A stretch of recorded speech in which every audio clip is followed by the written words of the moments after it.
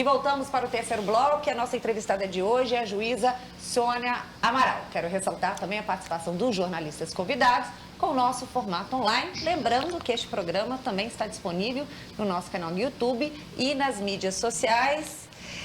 Doutora Sônia, eu vou aproveitar essa pergunta da Daniela, a gente tem que falar sobre isso porque é sua área de expertise também, de atuação, né? Artigos publicados aí recentemente, eles vão mostrar que um fator determinante para a violência doméstica é o jogo emocional que existe nas relações disfuncionais. Ou seja, há um misto de sentimentos, raiva, tristeza, admiração, esperança. Fica muito claro que existe um fator cultural muito forte nessas situações, né? Como é que a gente pode avançar nesse combate, dar respostas mais efetivas, auxiliar essas pessoas que estão em situação de violência? Josi, eu acho que você leva essa pergunta e a minha resposta para um lado muito do indivíduo, né? A gente percebe quando discute ou quando conversa ou quando lê a obra de Freud que há muito de identificação em tudo que nós somos. Nós somos fruto da cultura, da sociedade, do que vivemos, notadamente do que vivemos.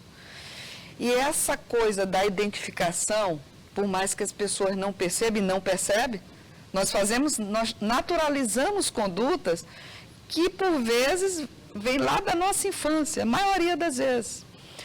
E por mais que alguma mulher dessa disse, não, eu não tenho identificação, eu nunca passei por isso, mas ela pode ter passado em um momento da vida em que alguém naturalizou a conduta de homem e mulher para ela e mostrando que isso era natural. O que eu via no interior, que eu lhe falei, que a gente estava conversando antes, o que eu via no interior, quando eu comecei a atender essas mulheres que vinham vitimadas pela violência, é que a família impunha ela, eu estou falando, claro, de 1990, hoje nem tanto, mas naquela época, a família daquela mulher tinha e passava para ela a percepção de que ela era obrigada a manter a família, a integridade da família, filho, marido e a casa. E, no máximo, que pediam é que ela não provocasse o marido para que ele, quando viesse bêbado, porque é só uma desculpa para agressão, diga-se de passagem, não é justificativa, não pode ser encarada como justificativa, porque ele estava bêbado, não. Aquilo é o estopim. A conduta dele é violenta, é outra coisa. Né? Com bebida ou sem bebida, ele é uma pessoa violenta e que vê na mulher um saco de pancada. Né? Pois bem, essa mulher, em algum momento, foi-lhe passada a mensagem que ela tinha de suportar tudo isso em nome da família. E aí tem um processo de identificação. Eu vejo muito esse processo de identificação. Que, por vezes, a pessoa vai para o consultório, para o divã do analista e não consegue nem superar. Marcos Saldanha, fique à vontade. Doutora, eu vou insistir ainda nas questões, pelo menos ainda nessa pergunta, nas questões da justiça ligada à ética e à moral, que eu acho que é muito interessante para a gente entender. E, sobretudo, a sua presença oportuniza isso, né? A sua biografia fala de mais de 30 anos de experiência. A senhora caminhou pela Corregedoria, Associação de Magistrados, então a sua experiência deu olhares muito interessantes. A minha pergunta é exatamente essa: como é que a senhora avalia o papel do membro do judiciário, em especial o juiz, quando ele está atrelado, por exemplo, a abuso de poder? Quando a gente tem casos, por exemplo, de juízes que têm condutas indevidas, seja com a questão do dinheiro, seja a questão da venda de sentença. Eu só, por exemplo, fiquei muito incomodado com uma notícia que eu ainda não apurei, mas uma notícia que circula que a desembargadora Nelma Sarney teria pedido um ressarcimento por conta de estar fazendo um trabalho remoto em casa. Não que eu acho indevido, mas você tem professores, você tem um monte de profissionais que também estão trabalhando e não tem esse ressarcimento. O que eu quero dizer isso? Não me cabe condenar a postura da doutora, mas quando eu digo isso, a relação que a população vai criando com o judiciário.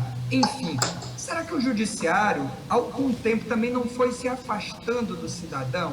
Não foi perdendo o pé do chão ali do povo, para qual ele deve servir como leito por onde esse rio das águas devem caminhar? Marcos, eu vou começar pelo final da sua pergunta, mas discordando um pouco. Eu não acho que, apesar do artigo 2º, ou melhor, artigo 1º da Constituição falar, todo poder emana do povo e por ele será exercido, há o exercício por representação direta, quando a escolha, né, pelo voto, e nós juízes somos representantes de poder, portanto representamos de certa forma o povo. Mas, diferente dos demais poderes, nós não podemos estar dessintonizados da realidade.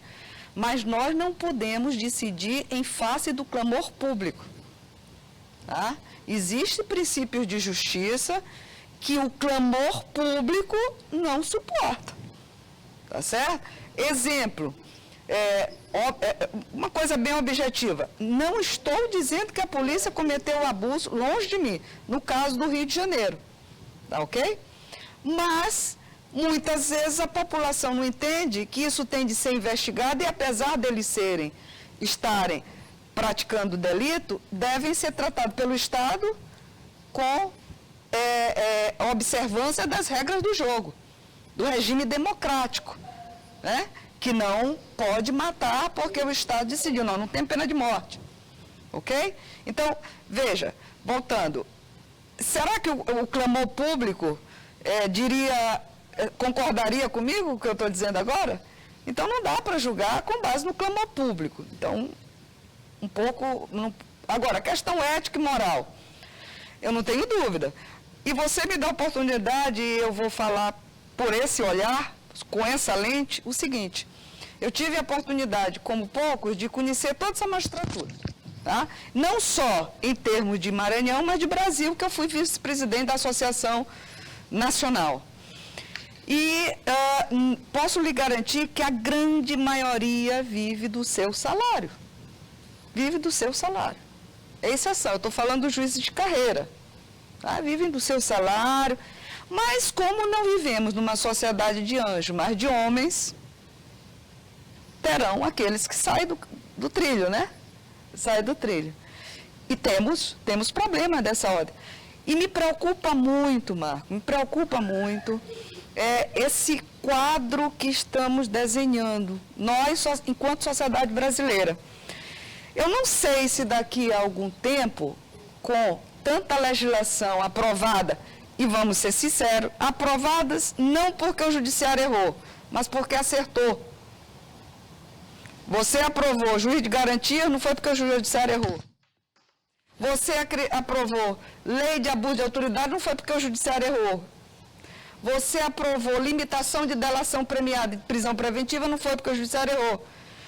Eu não sei se teremos atrativo de sermos magistrados. Não sei se você sabe, um ministro do Supremo, há coisa de um mês, antes de completar os 75, muito pelo contrário, novo, saiu do STJ. Outro ministro, essa semana, também está saindo do judiciário. E eu vejo uma certa preocupação de alguns juízes, porque, de fato, há um ataque ao judiciário. Verborragia, poder público, de modo geral, governo, com ataques verborrágicos.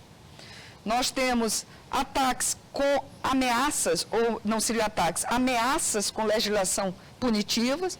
Então, assim, se existe esse problema e que tem de ser, esse câncer tem de ser estipado, como em qualquer instituição, tem de ser estipado mesmo, e continuar havendo, eu temo se amanhã nós não teremos um cenário pior do judiciário. Por quê? Corre o risco de não ser mais atrativo e entrarem pessoas com terceiros interesses outros, né? Porque nós sabemos que o crime organizado nesse país está formando gente botando um bocado de lugar. Daniela Bandeira, por favor.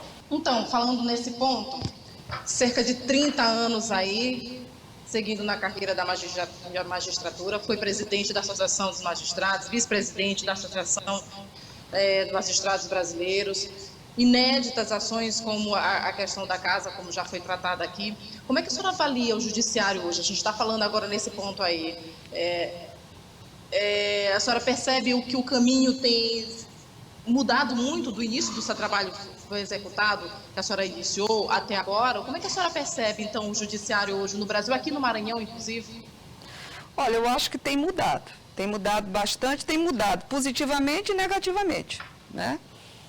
Positivamente, eu diria, porque os juízes, nós temos um quadro de juízes novos aí, muito bem capacitados, com uma formação robusta, mestrados, com doutorados, com uma visão de mundo, com uma preocupação com o judiciário.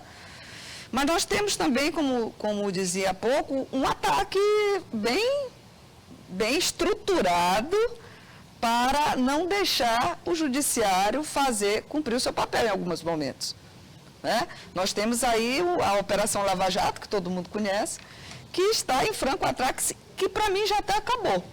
Eles conseguiram destruir muito do que foi feito naquela operação, que foi um divisor de águas, que naquele momento a gente imaginava até que o Brasil ia para uma outra página, né? Mas, enfim, nesse contexto de formação, então, eu acho como positivo, né? Mas acho que esse ataque e essa coisa de flertar, existe um flerte aí anti-regime democrático, né? Eu estou falando na sociedade.